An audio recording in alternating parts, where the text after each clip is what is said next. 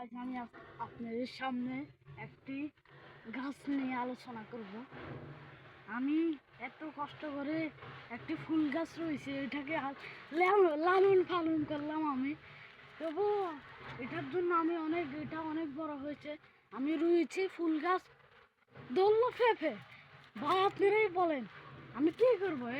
এই পেঁপে যে অনেক পাকনা হয়ে গেছে।